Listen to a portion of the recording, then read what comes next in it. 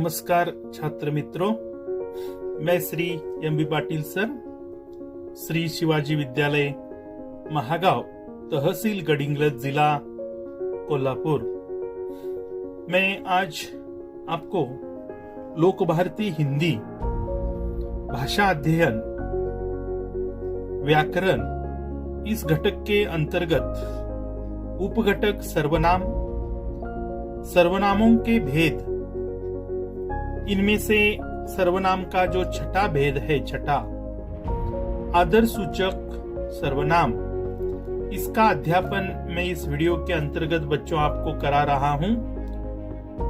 आप वीडियो को ध्यान से देखिए। और आदर सूचक सर्वनाम, ये जो सर्वनामों का छठा भेद है, उसे समझने का यथासंभव प्रयास कीजिए। तो पहले हम देखेंगे आदर सूचक सर्वनाम किसे कहते हैं, उसकी परिभाषा क्या है। तो देखो बच्चों, जो सर्वनाम शब्द उम्र से बड़े, अर्थात जो व्यक्ति बोल रहा है उस व्यक्ति के उम्र से बड़े, अर्थात हमसे भी उम्र से बड़े हैं, तथा किसी बड़े पद पर तथा ओहदे के सम्माननीय व्यक्ति, किसी बड़े ओहदे, बड़े पद के सम्माननीय व्यक्ति अथवा महान व्यक्ति, महनीय, महान ऐसे व्यक्ति के नाम के बदले जो सर्वनाम शब्द आता है उसे आदर सूचक सर्वनाम शब्द कहते हैं। फिर एक बार देखिए, जो सर्वनाम शब्द उम्र से बड़े तथा किसी बड़े पद पर तथा ओहदे के सम्माननीय व्यक्ति अथवा महान व्यक्ति के नाम के बदले आता है, उस सर्वनाम शब्द को आदर सूचक सर्वनाम शब्द कहते हैं। तो देखो, आपको मालूम है बच्चों कि कई लोग ऐसे समाज में हैं जो हमसे उम्र में बड़े हैं, तथा उम्र में बड़े अगर नहीं हैं, परंतु वे उम्र से छोटे होकर भी किसी बड़े सम्माननीय पद पर, सम्माननीय ओहदे पर वे विराजमान हैं। उम्र से छोटे भी हैं लेकिन बड़े पद पर है, ऐसे भी व्यक्तियों के नाम के बदले, तथा महान व्यक्ति, आप महान व्यक्ति अनेक सारे व्यक्तियों के, इसमें कई ऐसे वैज्ञानिक है, कई ऐसे लेखक है, कई ऐसे कवि है, कई ऐसे कलाकार है, कई ऐसे अर्थात चित्रकार है, कई ऐसे महान नेता है, ऐसे महान महनीय व्यक्ति के नाम के बदले जो सर्वनाम शब्द आता है उसे आदर सूचक सर्वनाम शब्द कहते हैं।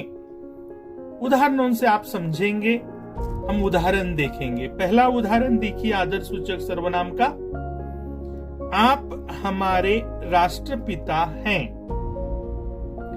यहाँ ये जो वाक्य है महात्मा गांधी जी को संबोधित करके कहा गया है, आप हमारे राष्ट्रपिता हैं, क्योंकि हमारे राष्ट्र के राष्ट्रपिता कौन है? महात्मा गांधी जी। तो महात्मा गांधी जी हमसे उम्र में तो बड़े है ही हैं, लेकिन वे महान ऐसे व्यक्ति है। कैसे व्यक्ति है? महान व्यक्ति है। और ऐसे महान व्यक्ति के नाम के बदले यहाँ एक सर्वनाम शब्द बच्चों आया है, गांधी जी के नाम के बदले आया है आप शब्द। और इसलिए आप यह सर्वनाम व्याकरण में बच्चों कहलाया जाता है आदर सूचक सर्वनाम। अब देखो दूसरा उदाहरण, पिताजी आप मुझे बुला रहे थे। या बेटा अपने बाप से कह रहा है कि पिताजी आप मुझे बुला रहे थे, थोड़ी देर पहले पिताजी आप मुझे बुला रहे थे। तो पिताजी हमसे उम्र में बड़े हैं, हमारे लिए आदरणीय हैं। तो पिताजी के नाम के बदले, मतलब उनका नाम श्यामराव होगा, रामराव होगा, दीनानाथ होगा, दीनदयाल होगा, शंकरलाल होगा, शंकर होगा, गोपाल होगा, जो भी होगा, हमारे पिताजी के नाम के बदले एक शब्द आया है। देखो यहाँ उनका नाम नहीं आया है पिताजी का, उनके नाम के बदले शब्द आया है आप। तो पिताजी आदरणीय हैं, पिताजी उम्र से बड़े हैं, तो उनके नाम के बदले आप शब्द आया है, इसलिए यह आप शब्द है आदर सूचक सर्वनाम शब्द। तीसरा उदाहरण देखिए, गुरुजी आप हमें होमवर्क दीजिए। बच्चे कह रहे अपने गुरुजी से, गुरुजी आप हमें होमवर्क दीजिए। तो यहाँ गुरुजी उम्र से बड़े हैं, गुरुजी सम्माननीय हैं, आदरणीय हैं, तो गुरुजी के नाम के बदले बच्चों यहाँ एक सर्वनाम शब्द आया है, अर्थात वह कौन सा है? देखिए सर्वनाम शब्द आप। तो आप यह शब्द आदरणीय गुरुजी के नाम के बदले आया है, सम्माननीय गुरुजी के नाम के बदले आया है, और इसमें आप शब्द है बच्चों आदर सूचक सर्वनाम शब्द। चौथा उदाहरण देखिए, आप भाभा अनुसंधान केंद्र में काम करते हैं। आप भाभा अनुसंधान केंद्र में काम करते हैं, ये अर्थात यहाँ भी भाभा अनुसंधान केंद्र में काम करने वाला व्यक्ति कोई महान ही होगा, वैज्ञानिक वगैरह, संशोधक वगैरह, तो अन्वेषक वगैरह। तो अर्थात यहाँ उस व्यक्ति के नाम के बदले आप शब्द आया है, और इसलिए आप शब्द है आदर सूचक सर्वनाम। पांचवा उदाहरण देखिए, आप हमारे गांव के मुखिया जी हैं। आप हमारे गांव के मुखिया जी, मुखिया यानी सरपंच जी, सरपंच जी को हिंदी में मुखिया जी कहते हैं। तो सरपंच बड़े पद पर है, सम्माननीय पद पर विराजमान है, गांव का मुखिया होना सम्माननीय पद है, सारा गांव चुनकर उसे अर्थात मुखिया स्वीकार करता है, तो सम्माननीय पद है, आदरणीय पद है, और इसलिए उस आदरणीय व्यक्ति के नाम के बदले शब्द आया है आप, और इसलिए आप शब्द बच्चों आप बताइए कौन सा सर्वनाम है? आदर सूचक सर्वनाम, आदर सूचक सर्वनाम। 5 उदाहरणों को ध्यान से देखोगे तो आपको एक बात, विशेष बात समझ में आई होगी। पहले उदाहरण में आप शब्द, दूसरे उदाहरण में आप शब्द, तीसरे उदाहरण में आप शब्द, चौथे उदाहरण में आप शब्द, 5वें उदाहरण में आप शब्द।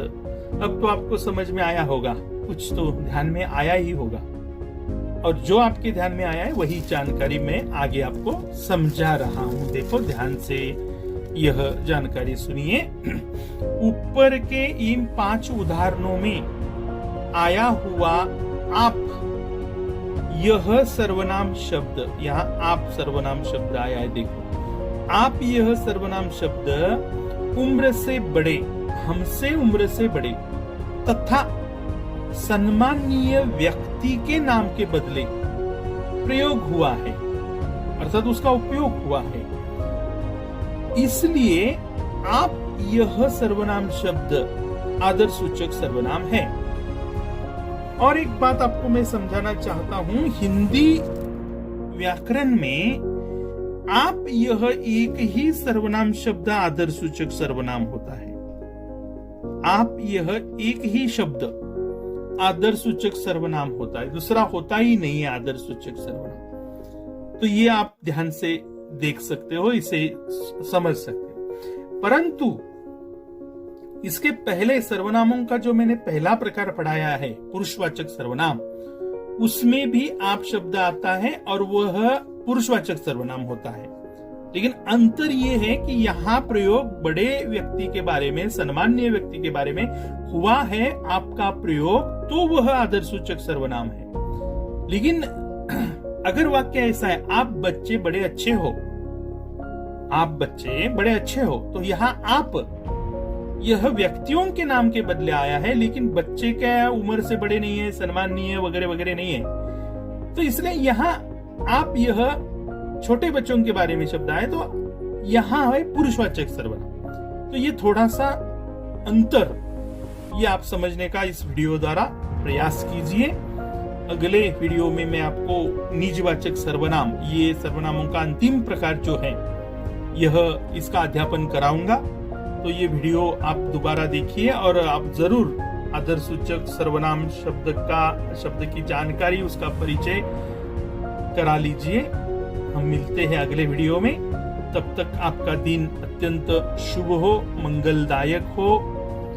धन्यवाद।